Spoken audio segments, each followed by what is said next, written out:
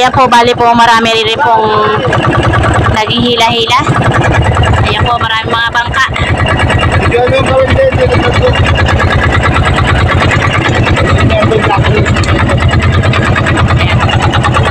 Ito yung panghila-hila namin, panghila namin ng isda na aming, ayan ngayon po, ayan, daming ng mga well.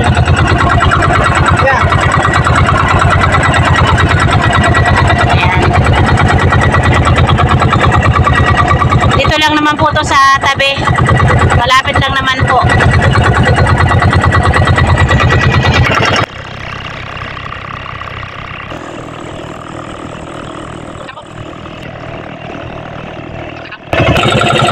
Ayan po si Tedeo.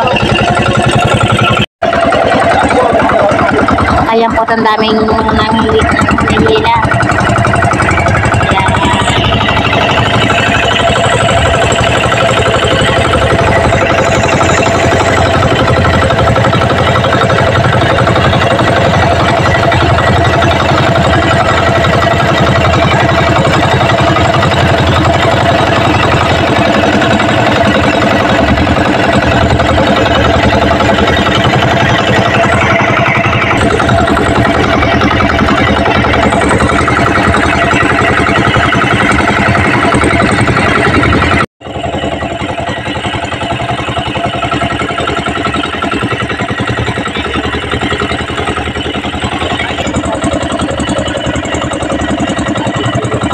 Si Boss Willie.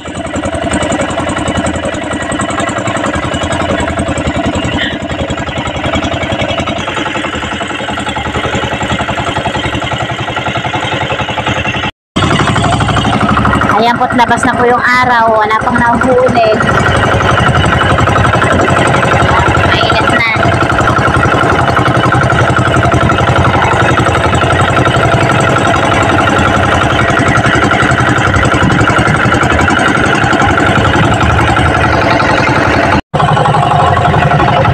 Ayan po, nagsama-sama na yung mga bangka dito. Na yata, tikit-tikit yung mga bangka.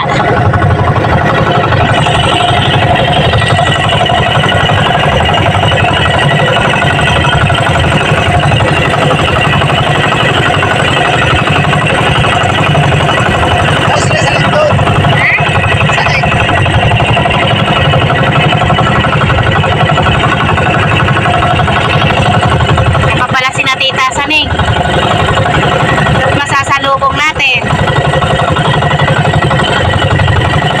Ay, saan sila galing? Si Kenke kasama? Kaya po kasama si Kenke.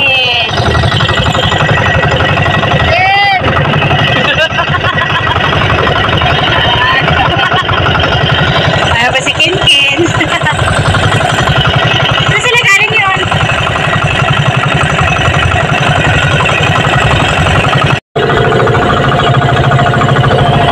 At yan po kami iuwi na. At wala pong dawi. Sunod na lang po ulit. Wala kaming huling ngayon at medyo tanghali na rin po.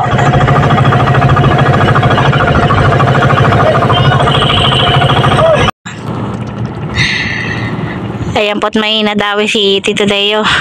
Basakay. Ano yan? Tambasakay? Basakay. Basakay daw. Akala na yun, malaki na. At yun, naanohan na bato pa. Sumabit sa bato. Aba yan.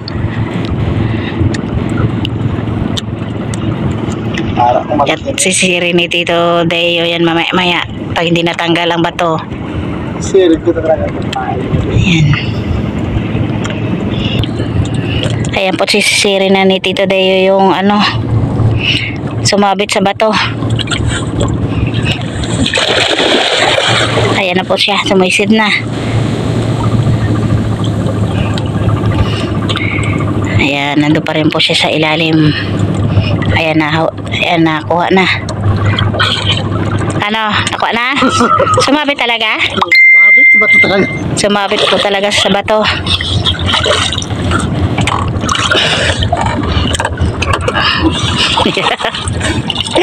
Kala na dawi ng malaki.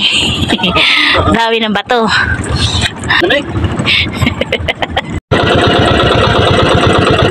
Kaya pa isang ikot ulit kami. Baka patanghali na siguro ang dawi ngayon.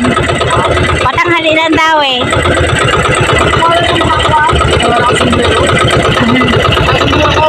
Kaya po't mag-iisang ikot muna kami. Baka makatawi ng malaki.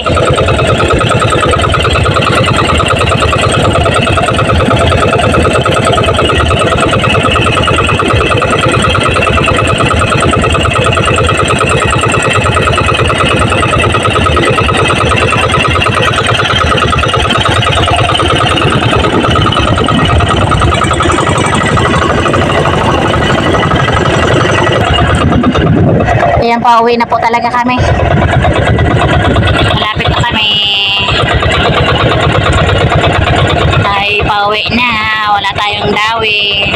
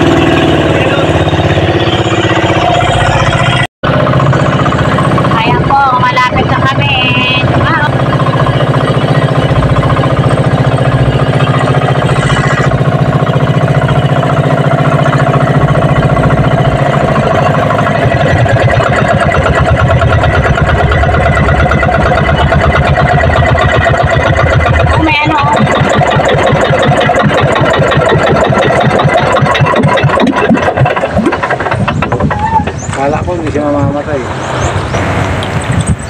Marami. At nandito na po kami, Tito Deo. Paano ba ito walang magsasampa? Wala pang tao. Ito't maghihintay na lang po kaming magsasampa ng mga bangka. Ayan po, isa-isa na pong umuwi. Ayan po. Wala po talagang mahuhuli.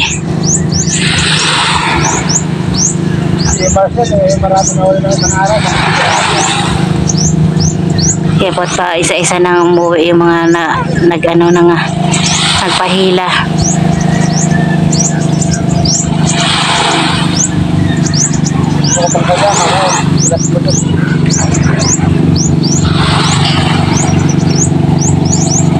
Two hours later.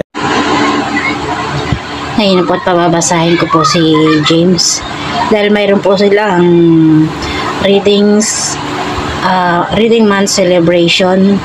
Kailangan po sila ay magbasa ng tatlong story at lalagay po yung kung ano katagal silang magbasa.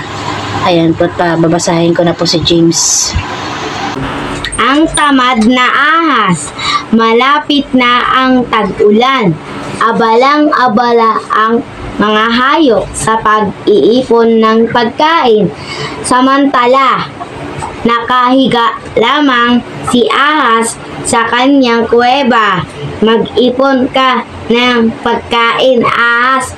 Malapit nang dumating ang tag-ulan.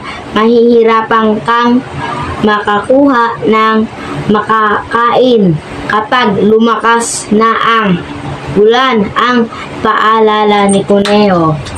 Hindi pinansin ni ahas si Kuneho, kaya kung makakuha ng makakain. Kapag gusto ko, maparaan at magaling akong ahas, nang yayabang na sabi niya sa sarili. Habang patuloy sa pamamahinga, lumipas ang maraming araw. Dumating na ang tag-ulan. Ito na ay nagtagal. Nagutom si ahas. Hindi siya nakahanap ng makakain dahil malakas na ang buhos ng ulan. Ang sakit ng tiyan ko. Wala akong makain. Hindi kasi ako nag-ipon ng pagkain. Daing at pagsisisi ni ahas. Hindi natiis ni ahas ang gutom. Pinuntahan niya ang imbakan ng pagkain ni Kuneho. Halos maubos ni ahas ang pagkain doon. Nang biglang bumukas ang pinto. Magnanakaw! Bakit mo inubos ang pagkain? Pinaghirapan kong ipunin nun. Ikaw ay nagpapahinga at natutulog lamang. Usig ni Kuneho.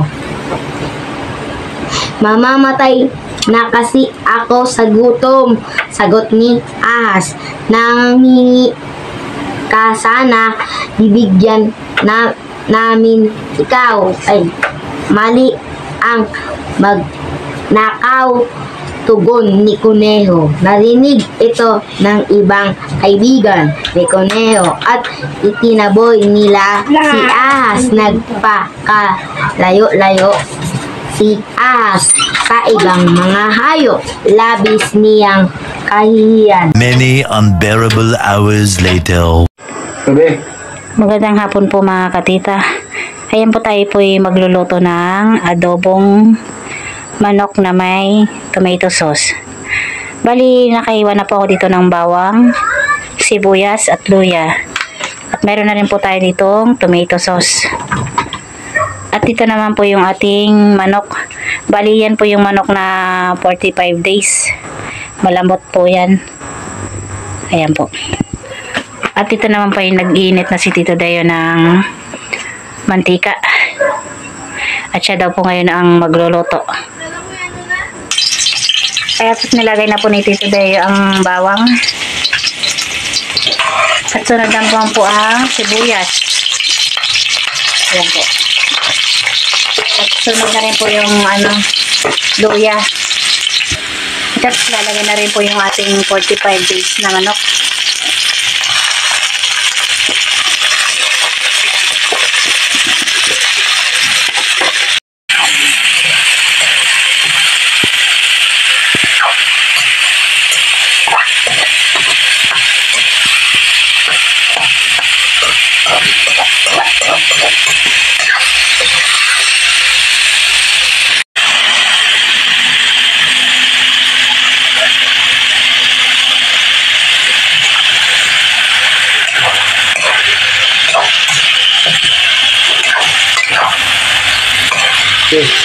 Kaya lalagyan na rin po ni Tito Dayo ng tubig para magkaroon ng sabaw ng konti. hindi para lumambot ka ng konti. Para lumambot pa raw po ng konti. Pero malambot na siya. Mas pangalan lumasa. Hindi ako magluto. Hindi puro tuyo. Malat. At lalagyan na rin po ng toyo Para kumulay na. para kumulay na po yung ating manok.